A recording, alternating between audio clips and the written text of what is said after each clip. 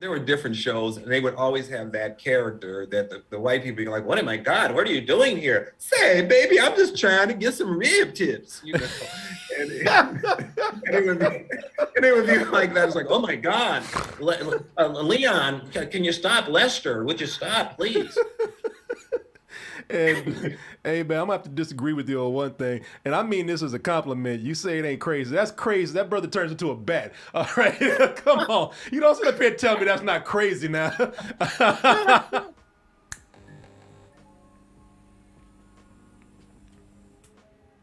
What's going on, everybody? Korey here, and you know it's the middle of the day. If I'm up here doing something and recording in the middle of the day, that means I have somebody very special here. And today is going to be a pretty amazing day for me. When I do these interviews, one of the great things about it is I have a chance to meet some of my heroes in entertainment. And I have someone here today that is definitely someone who fits that description. I grew up watching one of his films and quoting one of his films all the time. You've even heard me quote this film. You know it. And you know this person I'm about to introduce to you. I want to welcome Mr. Robert Townsend. How you doing, sir? I am doing wonderful. Thank you so much for that lovely intro. Well, it Thank was you. not only lovely, but it was sincere. I really do love the movie Hollywood Shuffle. You know, we're going to get in today and talk about Hollywood Shuffle, the Criterion Collection release of that film. And if you have time, we'll also talk about your career, which has been pretty amazing. Thank you so much. Thank you. Thank you for having me. Well, if it's okay with you, I'd like to show people a little bit of Hollywood Shuffle. This is was this 1986 that you made this? The 1985? film came out in 1987, but I was making the film starting in 1984, 85. Yeah, it was some years. It was some years. Yeah, we're going to get into why it's probably some years that it took to make this movie. But, and here you are right here in the first frame of the trailer. But before I play a little bit of this trailer, would you like to tell people, which I'm sure you've done for many years, telling people about this movie, but for our community right here, would you mind telling people about this film? Sure. Hollywood Shuffle was my very first movie. It was the first thing I ever directed. It came out of a lot of pain as an actor because as a young actor back then, the roles were really stereotypical for Black actors. And rather than complain about it, I decided that I would make a movie. And everybody thought I was crazy because back then people didn't have cameras. You had to do everything with 35 millimeter film. So this was my first film. It is a semi-autobiographical film because it's about my life in Hollywood. And the co-writer of the film and one of the co-stars, Keenan Ivory Wayans, it was based on our lives as young actors in Hollywood. Yeah, and there's Keenan Ivory Wayans with his brother Damon Wayans, who's also in the movie at one point. I'm gonna go ahead and play a little bit of this trailer so that people can, who have not seen the movie, can get an idea what the film is. And you really should see this movie, man. It really predates a lot of things that are still an issue today in Hollywood and takes those on. But let's go ahead and take a look at the trailer, and we'll be back to talk more about it. Oh, sorry, didn't turn up the sound on this because I was playing the clip without the sound. Hold on, here we go. Hi, my name is Robert Townsend, and it's hard to make a movie in Hollywood, but I did, with the help of a few friends and a few credit cards. What's the line? I ain't be got no weapon. I ain't be got no weapon. My film's about making it as an actor in Hollywood. The only role they gonna let us do is a slave, a butler, or some street hood or something. Don't sell out, brother. Oh, promised land. Minnesota? But the real trick is finding a juicy role when the odds are against you. Good. You know, you were making movies, or you were in film over a decade before Hollywood Shuffle came out. And Yes. so, you know, you said this was based on your experience, you know, working in Hollywood, where most of the roles were just kind of, especially for people of color, were just, you know, roles that were stereotypical. But is there like one experience that you had in Hollywood that just really left an impact on you that said, I have to go and make this movie? Uh, I mean, there was one in particular where there was a director who was from England and he was trying to tell me how to be black. And he was so passionate about it. And he, was just kind of directing me. It's kind of like what's in Hollywood Shuffle. Stick your butt out, walk like this. and he was telling me how to be black. It's like, yeah, you're a brother. Now, brothers walk like this. And he was going through the whole thing. And I just remember doing it because I wanted the job and I needed the money and feeling humiliated. And I was like, wow, no one knows this goes on. And Keenan had the same audition. And when I went to his house, because I was so depressed after, the audition that, he was like, yeah, man. Yeah. He was I did the same thing. And then I was like, why are we doing this? And in that moment was born this film about the struggles of an actor of color in Hollywood. Yeah. And that's actually a part in the movie. You have the director saying, can you be, and it's a white director saying, can you be more black? Which, and looking at that, first of all, it's pretty telling that, again, as I said, you were working, 10, 11, 12 years in the industry before you got to that point. So had it always been a struggle to earn money, to make it as a working actor in Hollywood? Well, the thing, let me say this.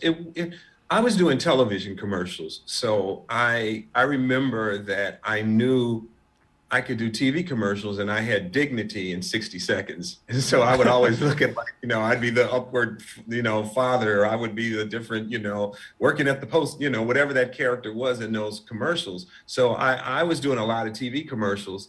So that's, and radio ads and all that kind of stuff. But when it came to the actual movies, every now and then there would be a role that had some substance. But for the most part, we were, relegated to, thugs and gang members and that kind of, narrative.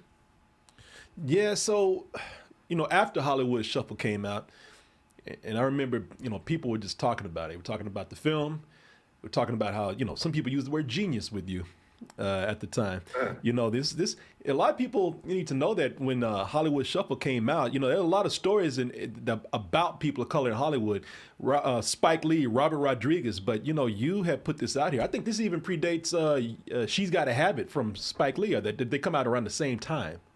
Spike came out 6 months earlier. She's Gotta Have It came out because he was on he's on the East Coast. So, and this is before internet and all of that stuff. Yeah. So we had no idea what other people were working on and what people were doing. So he came out 6 months, earlier with She's Gotta Have It. Then Hollywood Shuffle came after that. So with those movies coming out around the same time, everybody talks about the impact that Spike Lee has had on Hollywood as far as, being a black director. What kind of impact do you think Hollywood Shuffle left on the industry, and left on Hollywood and how it approaches diversity? I think Hollywood Shuffle planted a lot of beautiful seeds. I'll just put it that way. I think that we pull back the curtain to say, hey, there's a problem with casting and how actors of color are being dealt with in Hollywood, and no one had ever talked about it. And I think you can get really serious on a panel and you could say the images and all of that. But I think because we dealt with it with comedy and made it and made it, satirical so that you could look at it through a different lens, I think people in Hollywood started to really embrace what was going on. And I think we did shift the climate. I think we did. I think we planted some seeds that casting directors had to say, wait a minute, am I doing that? Actors go, wait a minute, should I speak up for myself? So I know we planted some seeds to lead to some really deep discussions. Well, I'm going to tell you something, man. I think that my livelihood, my career is because of you. And, I'm gonna put that on you because I started doing film criticism, and a lot of people, at the time they were saying we want to go, we want to either be like Siskel and Ebert, or we want to be the people that are the non-Siskel and Ebert. And when I started doing the show that I did a show back on cable access back in the day, and my model for starting that show and doing movie criticism were sneaking into the movies from Hollywood Shuffle. My whole thing about being black and talking about movies, maybe not as stereotypical as you played with these guys who were a couple of hoods, sneaking into the movies and talking, and very much street slang about films and using that for their criticism. But I did want to use that kind of human approach to what I did when I talked about movies. So I really put that on you, man. And I had everything I think I have today. You planted the seed for me. Well, thank you, my brother. It's so funny because it's kind of like you're the future, you're the new generation. Because back then, there were a few critics, but we didn't have a lot, and you have a unique voice, and so sometimes when we created Sneaking in the Movies, it was because a lot of the movies that we loved that came out, sometimes they got a bad rap because the critic didn't understand the film. And so it came out of, I remember when Claudine came out and some people said, oh, this is a horrible film, one of my favorite films, and Cooley High.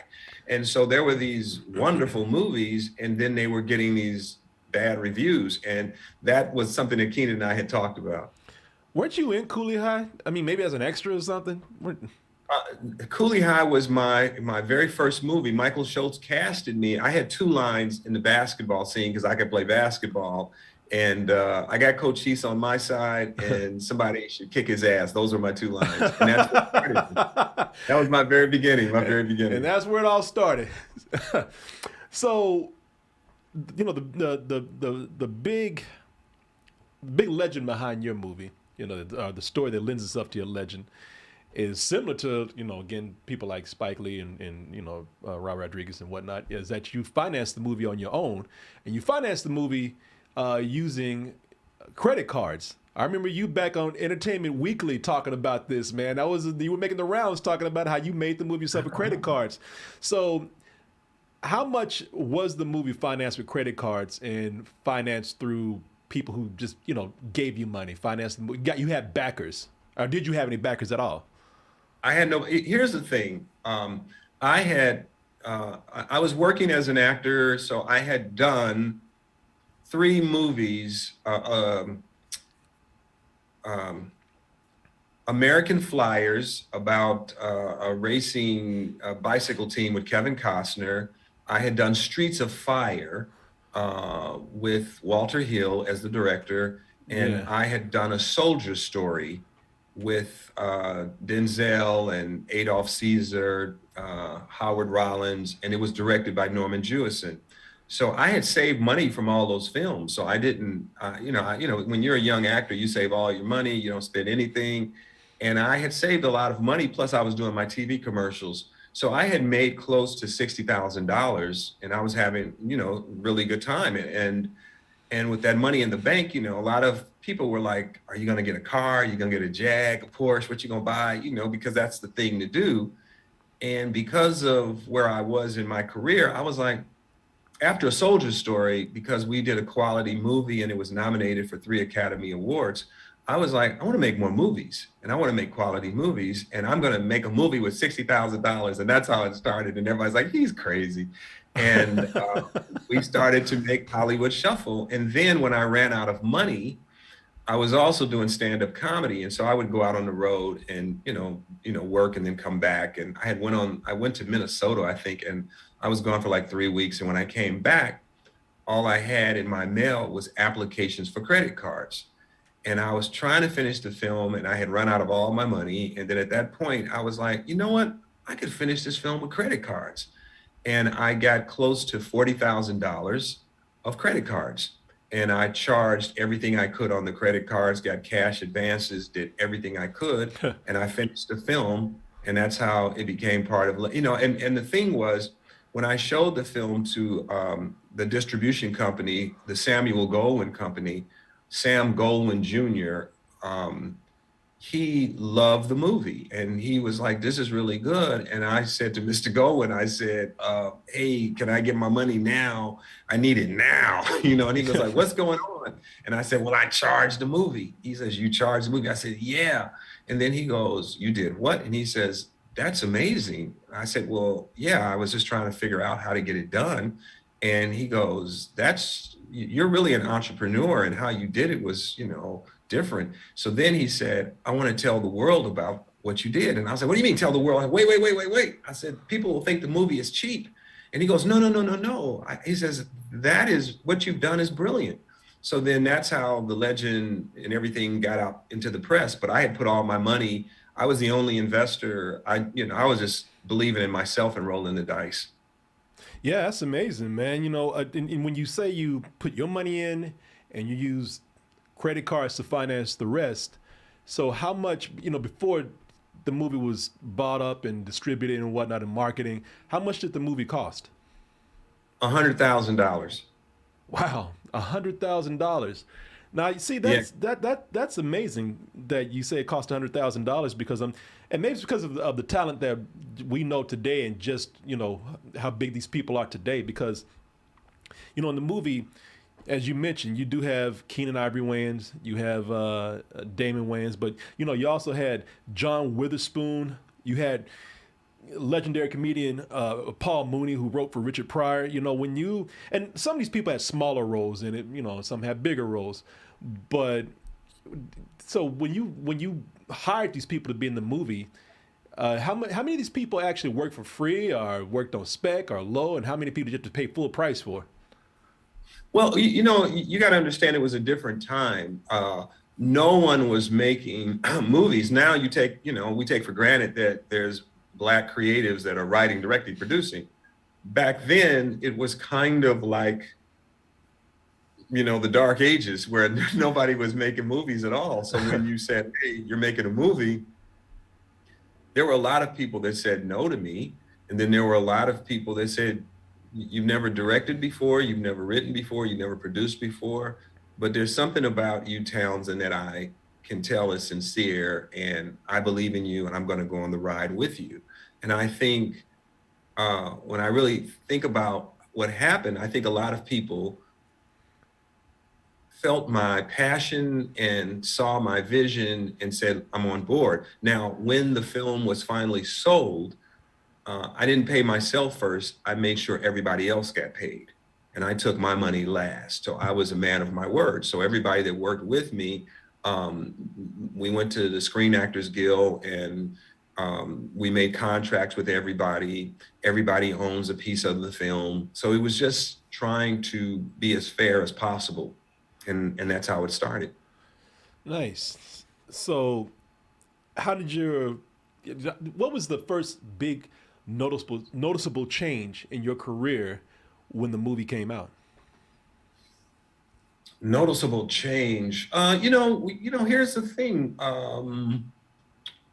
You get offered a lot of scripts and movies and stuff. And again, I was always hard on material. You know, I mean, when people talk about my body of work, a lot of my movies and television shows are considered classics. And I work really hard. I love what I do. So the first change I would say was that you start getting offered stuff, but it wasn't a lot of good stuff. So I said no to a lot of it. And speaking of saying no, you said that when you were trying to get people, you know, actors for the movie, you know, some people told you no. Are you able to say Yes. some of the no's that we might, you know, of people that we might recognize? Like, who's the person that you said, you know, I want this guy, but and everybody knows this person, but they told you no? Well, you know, I mean, I'm not going to put anybody on blast, because here's the thing, you know, when you really think about it, I can understand why they would say no. You know, this is not Robert Townsend. This is like a young actor going, I'm going to make a movie. And then people go like, you might make me look bad. You know, what if it's poorly written? What if it's, you know, ends my career and I'm just starting? So I now in hindsight, I understand why I would have gotten pushback. That's all. Okay. So let me ask you this then. And this is something that is one of the biggest things that I said, if I ever talk to Robert Townsend, this is one of the main things that I want to ask him.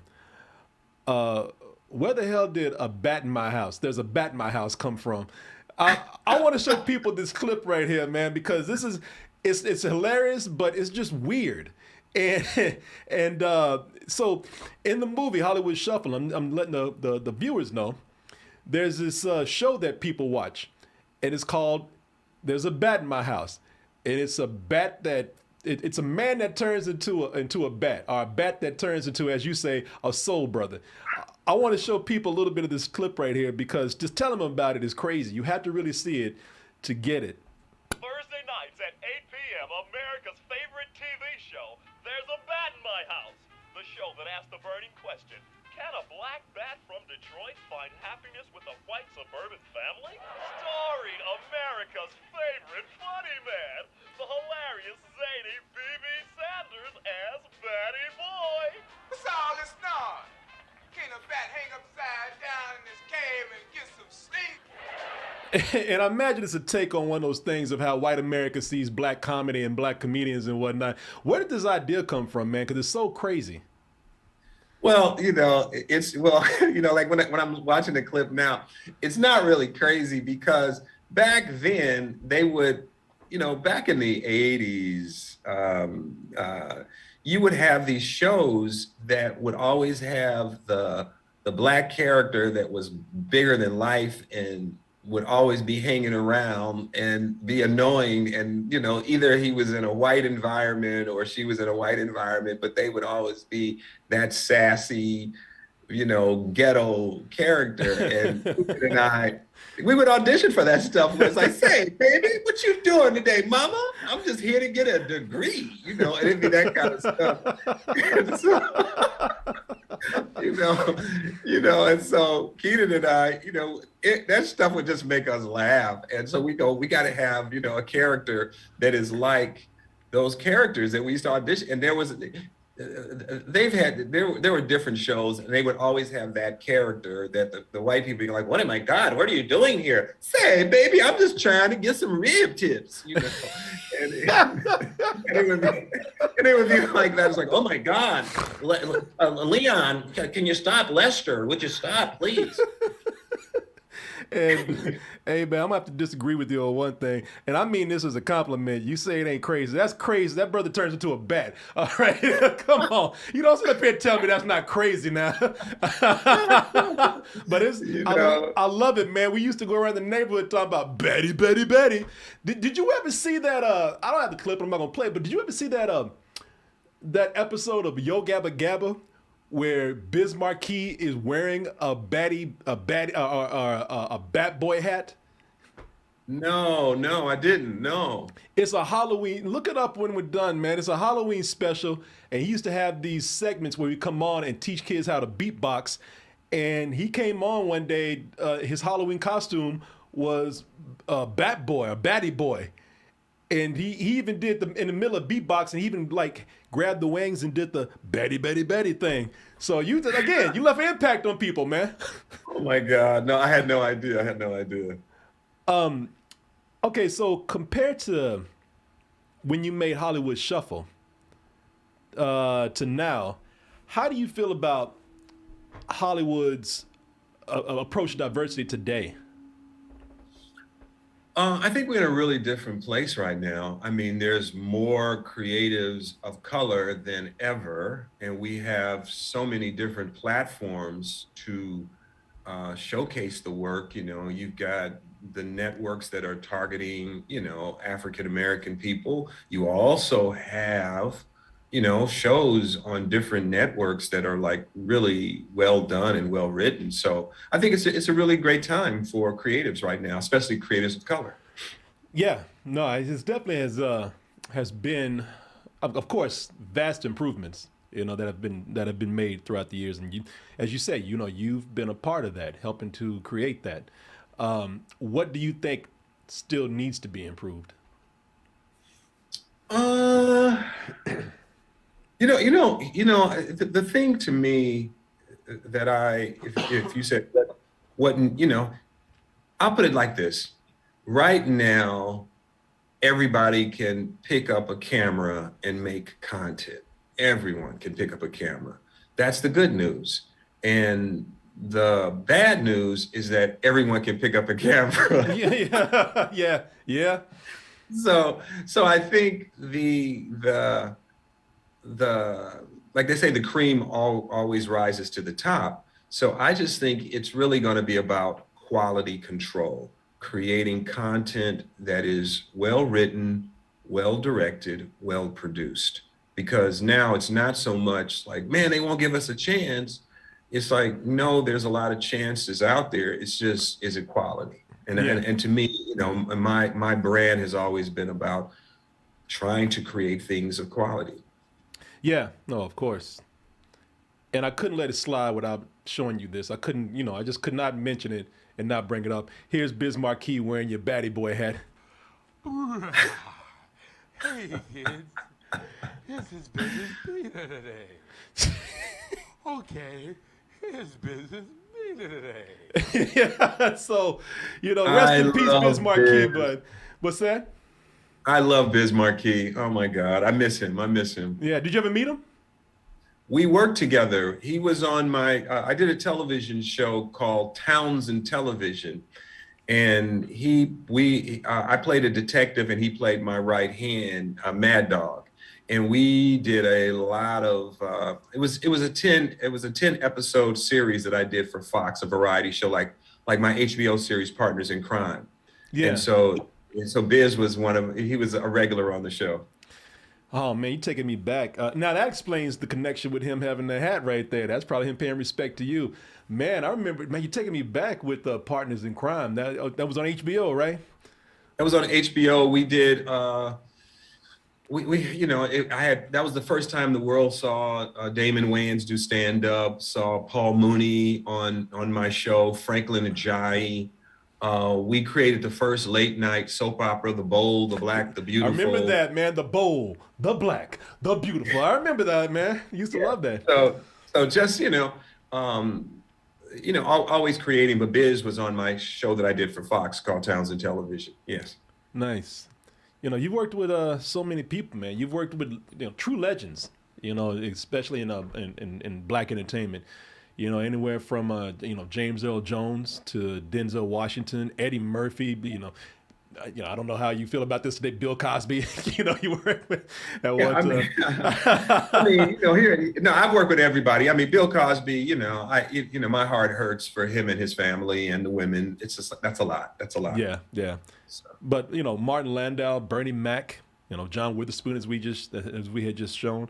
And you say it so casually. You're like, I work with everybody, but that is truly amazing. No, and I don't blame you. You've done it. You're used to it. You are a legend yourself. But you say it like, I've worked with everybody. There's no big deal. Let me say this. I mean it in only I've been blessed to work with a lot of people, and when I think about my life, I've been so blessed to create and to continue to create. And work with really, like last year, I directed 2 episodes of the Best Man limited series. Mm-hmm. And I had the best time. It was my first time working with Morris Chestnut and Nia Long and Sanaa. And so just, having fun. And then I did a limited series for Netflix. I don't know, it's called A Kaleidoscope. And I worked with Giancarlo Esposito and we had the best time. So for me, it's always working with good people and coming up with work and ideas that people will, respond to and have fun with. So I'm just, I'm blessed to work with all the people that I have. Yeah, and I wasn't insinuating that you had an ego or you were being blasé about it. I know that you seem like a guy who would be humble about it and say you're truly blessed with it. But really, when you reflect on that, what's it like? What's the experience like just having worked with so many, huge names, legendary names in entertainment? Everybody's different.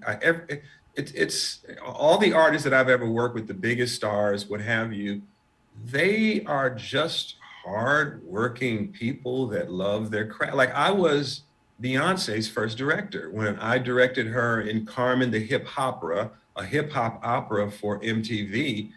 It was her first time. And I just remember when I think about her now and, you know, the icon that she is, I saw glimpses of that when I was directing her. And I remember I was in the studio trying to direct her and give her a musical note. And then that was the first time I saw, you know, her, you know, go like, no, I hear it like this. And then I was like, ooh, you know, because I could see her taste and where she was headed. So, you know, so I've had a front row seat to to working with a lot of amazing people, you know? Yeah, and like you said, a lot of those people who went on to be bigger. That's incredible that you worked with Beyonce, because this was before her solo career, right? Yeah, she was still with Destiny's Child. Yeah. And so when, you know, when I was working with her on Carmen, it was just, you know, she was a baby and we were just trying things and playing, and she was putting her toe in the acting water, but it was like, it was a treat to be there to watch. Yeah, how does that feel now, seeing how big she is? It's you know, it's so funny because in her book, you know, she, you know, gave like this beautiful shout out to me in terms of being her first director and blah blah blah.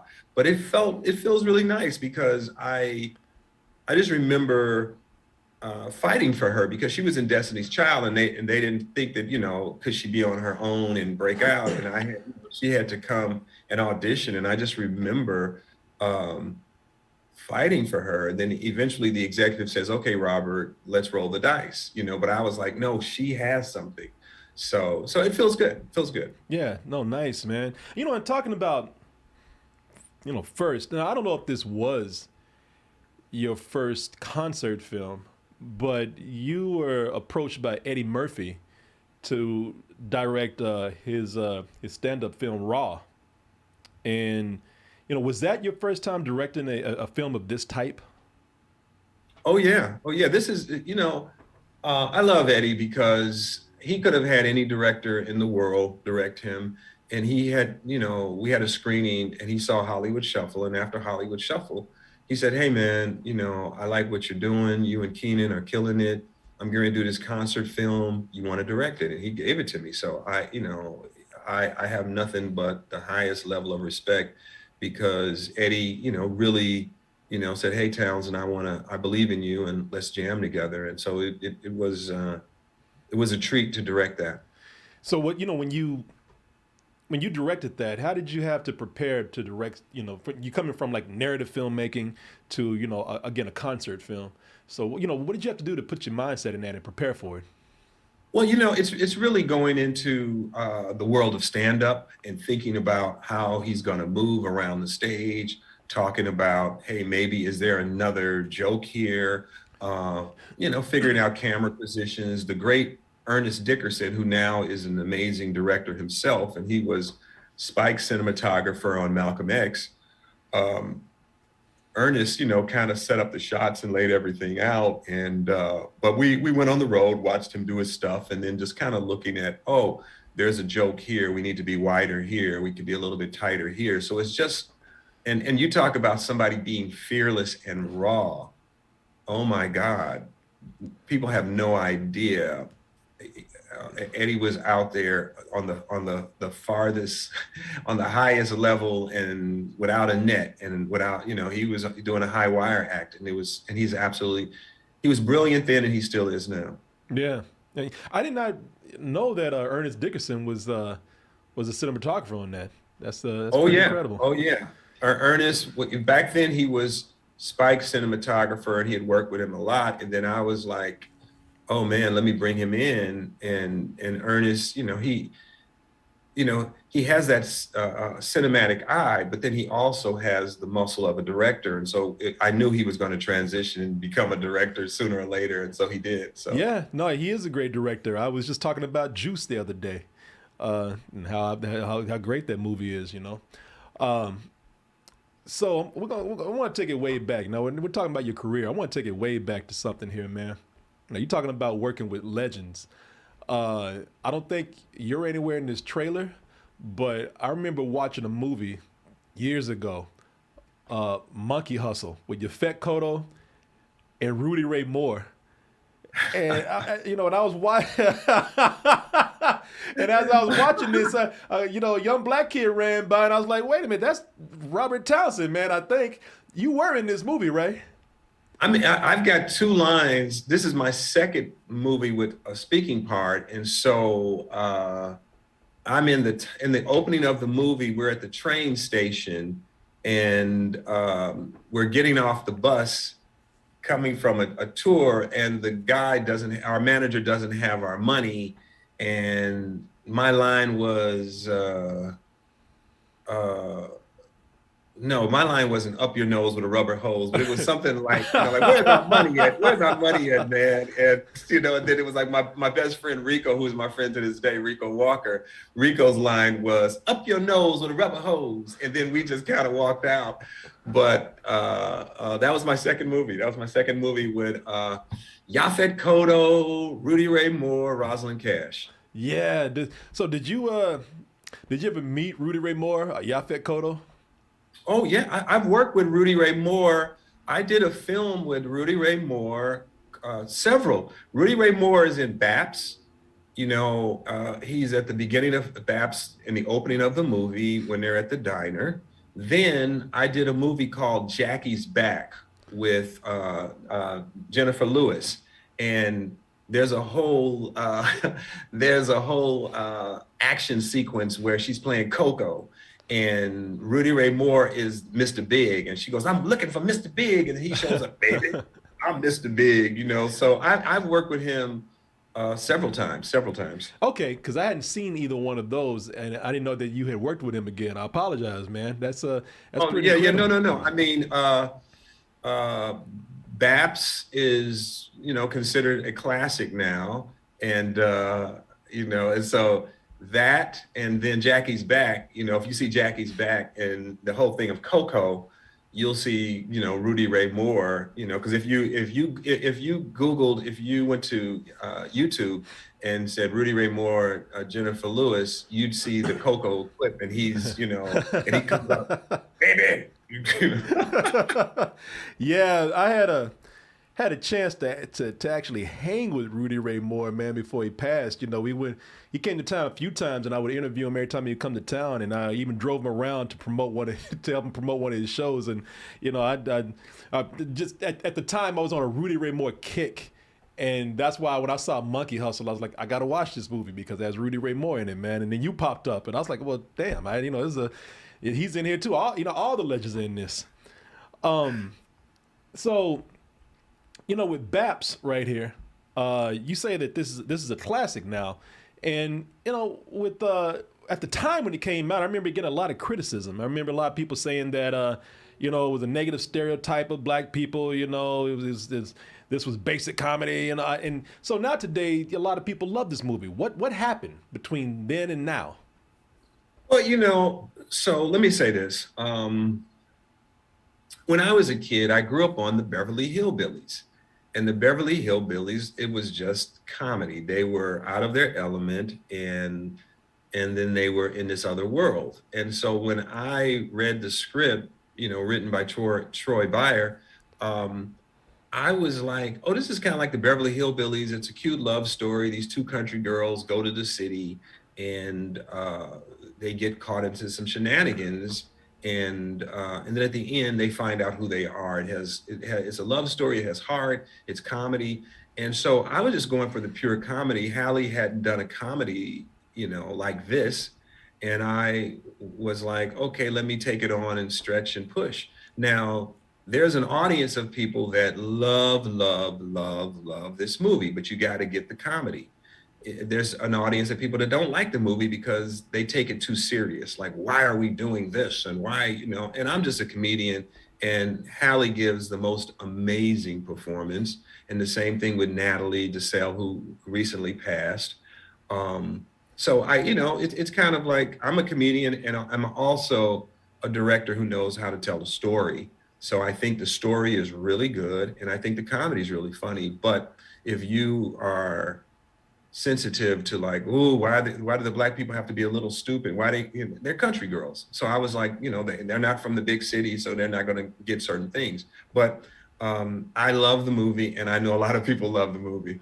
Yeah, well, you know what? I heard that, I don't know if this is a rumor or not, but I heard that Cardi B and Megan Thee Stallion were interested in doing a remake of this. Now, is in playing these two characters? So, is there any truth to that at all?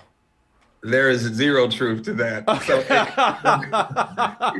it's like my daughter Sky is mad at me right now. Well, she's not mad at me, but we laugh because I was doing an interview and they were asking me, have you been approached because of your body of work with all the reboots going on?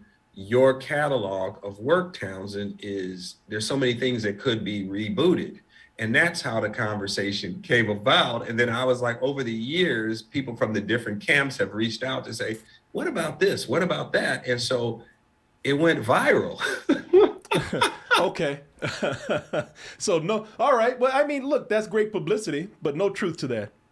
No truth, no truth, Okay. no truth. They gave me the 5-minute warning, but I do have to ask you this one question here. As you said, a lot of your movies are considered classic now. A lot of them are cult classics. And you've made some very unique films, man. Some very original films. You've been in them. You know, you've acted in movies such as Streets of Fire. You directed Holiday Heart, you're the only person I know who can make Ving Rhames be a drag queen. You did that. The Five Heartbeats. The Five Heartbeats is one of the films that you directed early on, right after Hollywood Shuffle. But this is one movie that you made, man. And I gotta show people this a little bit. Probably one of the most unique premises that I've seen was. Do you remember Rat Boy?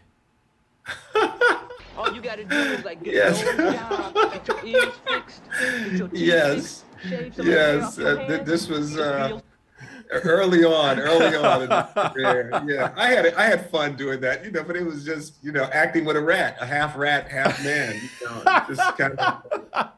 Yeah, it was a deformed teenage boy as a rat. How'd you get involved with that movie? You know what?